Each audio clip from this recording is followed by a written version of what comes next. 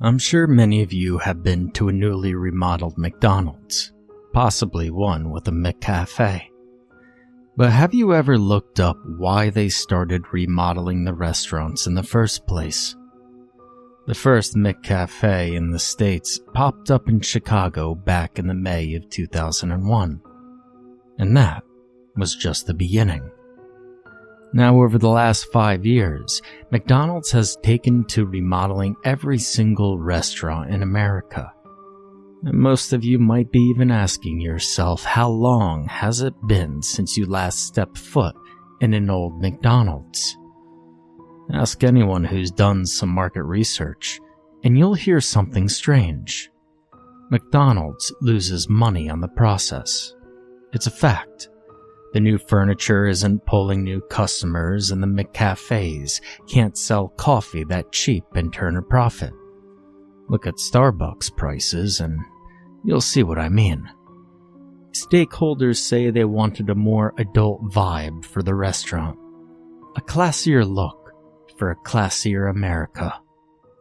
It was a wrong answer. You could Google it right now. What's McDonald's target age group? Well, it's children and teens. It always has been. So then why did they start all these remodels? Why would one of the largest corporations in America spend over $1 billion on a terrible marketing strategy? You see, that's where things get interesting. Let's start with the play places.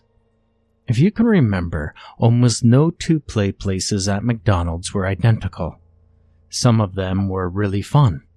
I know I had a few favorites. Well, some of them were also very dangerous. The first gem I could find was a carousel play place in Lancaster, Pennsylvania, back in the 1980s, that got shut down mere months after opening. Little information was given about why they closed. The lot has been vacant ever since.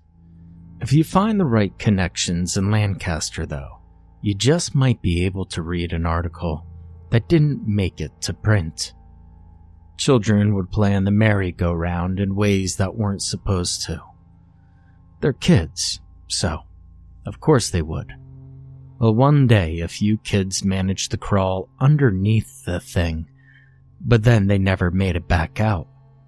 The whole incident was so heavily guarded by McDonald's PR, you'd be troubled to find a single person that was even there that whole afternoon. The only witness anyone could find had this to say. When they went under, a few parents started calling for help. Then something happened to the lights. The carousel kept getting brighter, and the music was deafening. I ran out of the building when the machines started to smoke, but I looked back through the window to see if the kids were all right.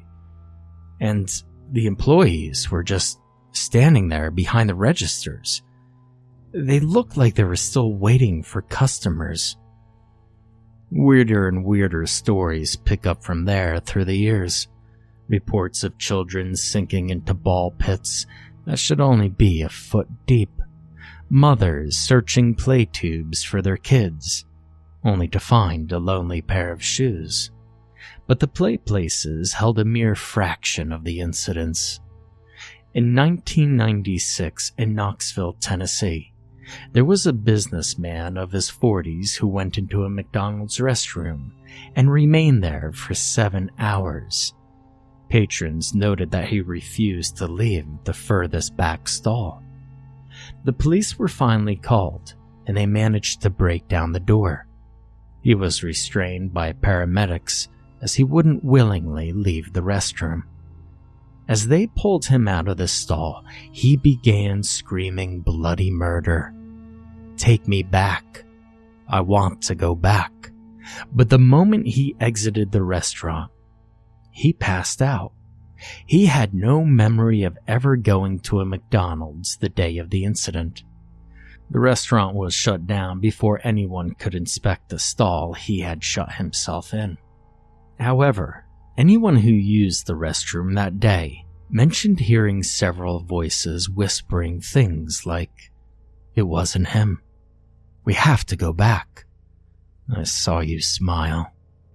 Then there was a fry cook somewhere in Vermont back in '99 who walked into the middle of the restaurant and dumped scalding oil on himself without flinching or saying a word. Several of the customers started to laugh and roll around in the burning oil alongside him, and all were rushed to the hospital. Only one survived, but refuses to make a statement. Not that she easily could. Her throat melted all the way through and had to be completely restructured.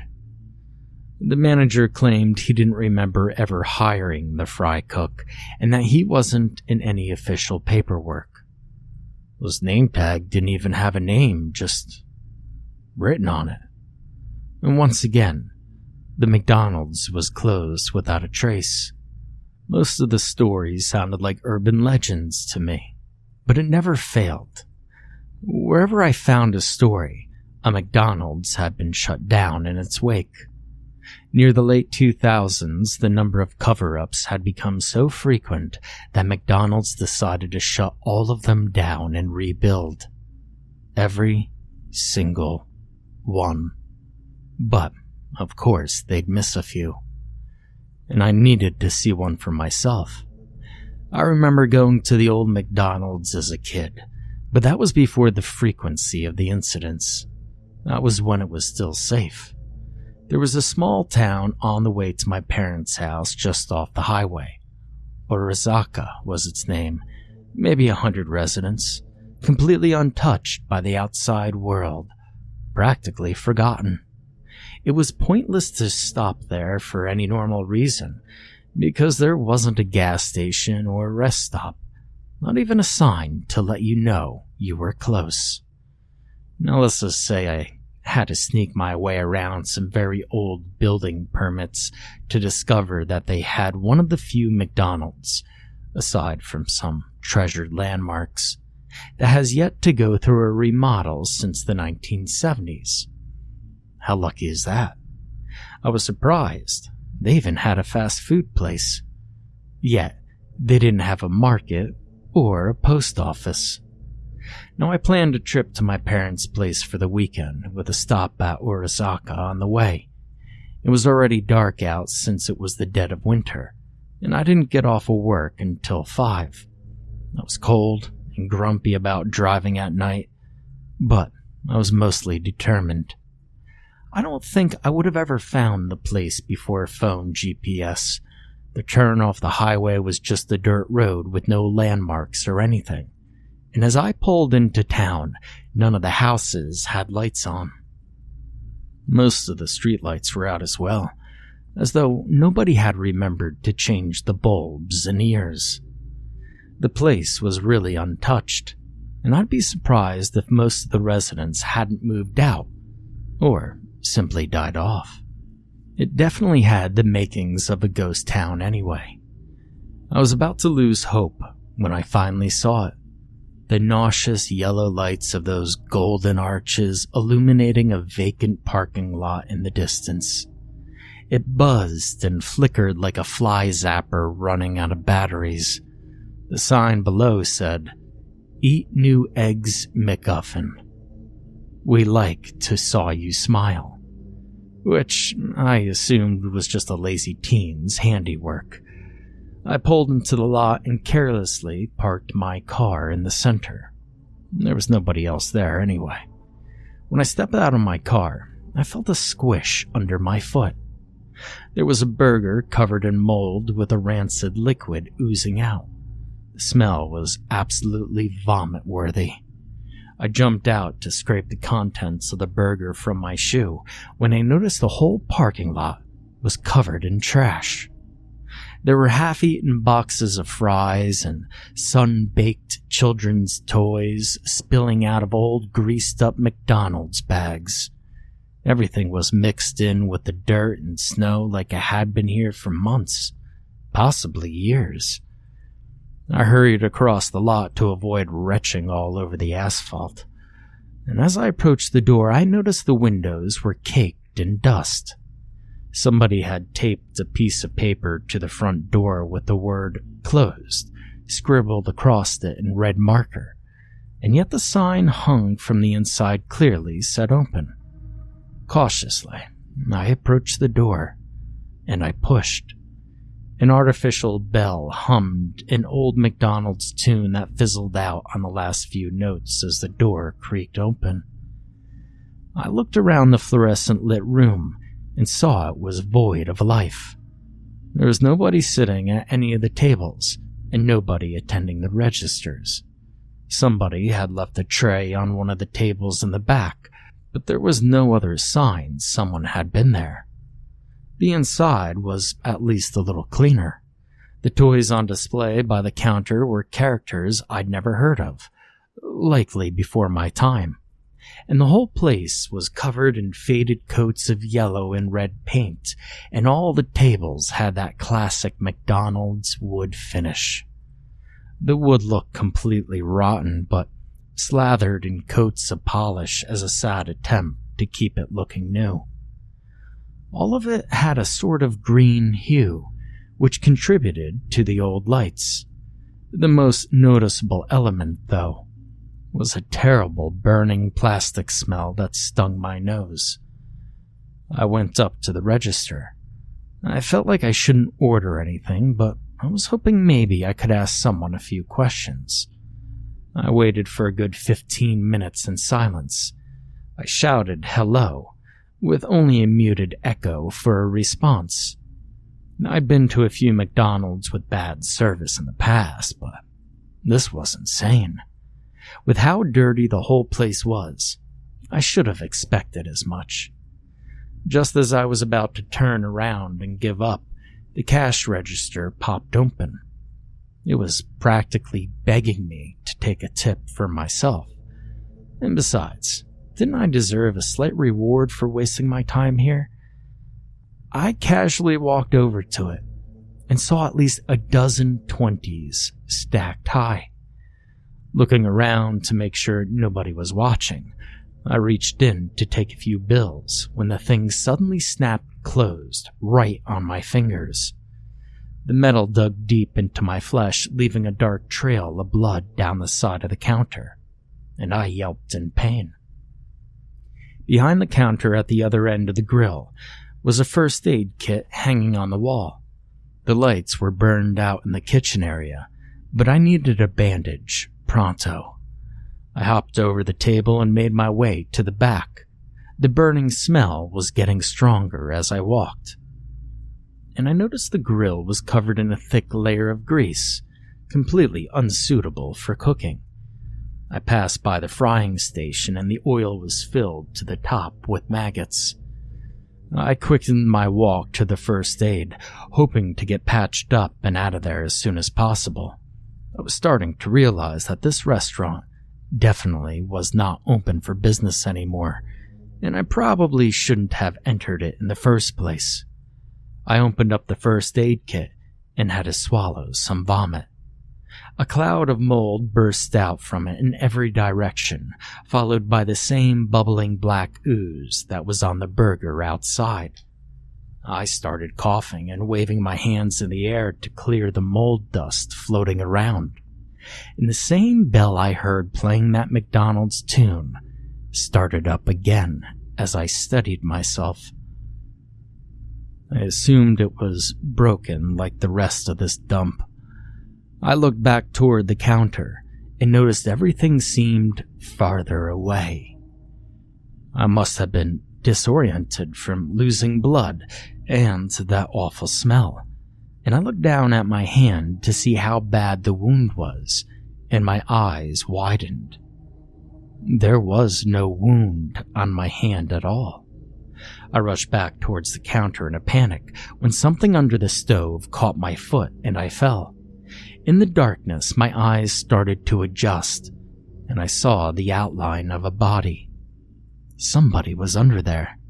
Maybe they were unconscious and needed help. I yanked at the person's arm, and a half-decayed body slid out across the floor. They were wearing a McDonald's employee shirt, with the name tag that said the same thing as the guy who dumped the hot grease on his head. Their mouth was contorted into a sickening grin, but their eyes were screaming. I tried to shout, but no sound came out, like when trying to wake up from a nightmare. As I scrambled to get back up to the counter, the lights had started to dim, and the McDonald's tune was getting louder, the notes fizzling and distorted as they played. Once I had gotten my grip above the counter, I froze. Since entering, I never looked at the side of the restaurant opposite the counter. There was a play place. The glass separated the main restaurant from the play area had hundreds of bloody handprints smearing down towards the floor. The tube slide was caved in with chunks of red liquid spurting out from the tiny hole left at the bottom. There was a row of nooses tied to the monkey bars in the corner, with employees wearing the same name tags hanging from them. The tables around the perimeter had skeletons with rotting food left on the trays, some of the food hanging from the skulls' mouths. I looked on in horror, too shocked to move, while the rest of the restaurant went dark. A bulb in the center of the play place continued to glow like a carnival spotlight. Below it was a massive ball pit, barely able to contain all of its colored plastic balls. It was smoking under the blaring white light, making that awful burning plastic smell. The balls began to rattle and fall off the edge when something inside started shuffling around. I wanted to run so badly, but my body refused. And then suddenly, the music went dead, and the movement stopped. A yellow glove slowly crept upward from the pit below, writhing its fingers as it went. A connected red and white sleeve came after it, slowly alternating colors as they appeared from underneath. The arm continued to reach toward the sky, growing more and more, while its joints popped and cracked like breaking branches. By the end, that arm had to be at least 6 feet long. It finally reached for the lit bulb on the ceiling with its gangly, gloved fingers and began to twist it loose. I broke into a sprint, jumping over the counter and toppling chairs as I went. That last light went out just as I got to the exit, and I bashed through the door, breaking the glass in the process. As I rolled into the parking lot, I heard a distant scream, and then something whispered right next to my ear in dead silence. It had the same tinny distortion as the McDonald's tune. "Come back. I want to see you smile." I haven't told anyone about what had happened there that night. There was an article online saying Oraska burned to the ground a few days later. I don't know if it was a cover-up or something else, but I'm never going back to find out. Now, I didn't share this because I want to get you involved. I shared it to warn you what happens when you do. You could go to a new McDonald's, keep getting your Big Macs, get your McCafe coffee. That's all well and fine. They did something to the remodels to make them safe, at least for now. But don't ever go into an old McDonald's, not even the drive-thru. I've got to stop typing now and get some pain meds. My jaw hurts, and the hand I snapped in that register has been getting a bit itchy.